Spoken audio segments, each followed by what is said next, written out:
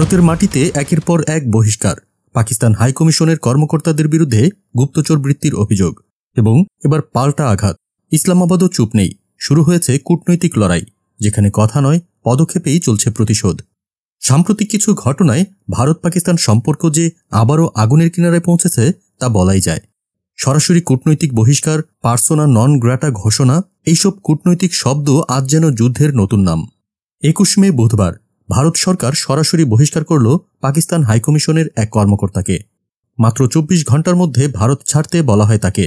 ভারতীয় পররাষ্ট্র মন্ত্রণালয় জানায়, এই ব্যক্তি এমন কিছু কর্মকাণ্ডে যুক্ত ছিলেন যা একজন কূটনীতিকের মর্যাদার পরিপন্থী, যদিও বিস্তারিত অভিযোগ গোপনই রাখা হয়েছে। ভারতীয় সংবাদ মাধ্যম এনডিটিভি জানায়, আগেও একই ধরনের ঘটনায় 13 মে আরও একজন পাকিস্তানি কূটনীতিককে বহিষ্কার করা হয় গোয়েন্দাগিরির অভিযোগে। কিন্তু এখানেই শেষ নয়, পাকিস্তানের পক্ষ থেকেও আসছে প্রতিশোধের বার্তা। ইসলামাবাদ ঘোষণা করেছে ভারতীয় হাইকমিশনের এক কর্মকর্তাকে পার্সোনা নন গ্র্যাটা ঘোষণা করে দেশ ছাড়ার নির্দেশ দেওয়া হয়েছে।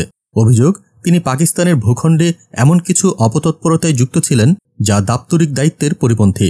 কূটনৈতিক হটলাইনে চলছে বার্তা আদান প্রদান, কিন্তু বাস্তবে চলছে এক ধরনের নীরব যুদ্ধ, কূটনৈতিক সম্মান আর নিরাপত্তার লড়াই।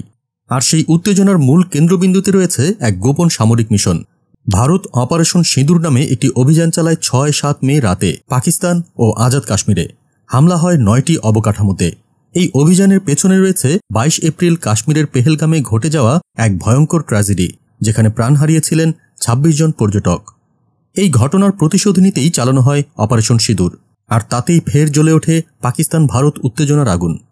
তবে একটা প্রশ্ন এখন উঠছেই, এই বহিষ্কার, গুপ্তচর অভিযোগ, সামরিক অভিযান সবকিছু কি শুধুই কূটনৈতিক শত্রুতা, নাকি বড় কোনো সংঘর্ষের দিকে এগোচ্ছে ভারত ও পাকিস্তান? 10 মে দুই দেশ আনুষ্ঠানিকভাবে স্থল, আকাশ ও সমুদ্রপথে যুদ্ধবিরতিতে পৌঁছায়।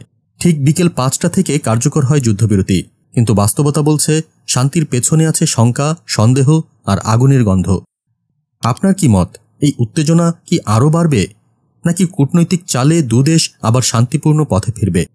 কমেন্টে জানিয়ে দিন আপনার মতামত, আর এমন আরও আপডেটেড নিউজ পেতে সাবস্ক্রাইব করে পাশে থাকুন।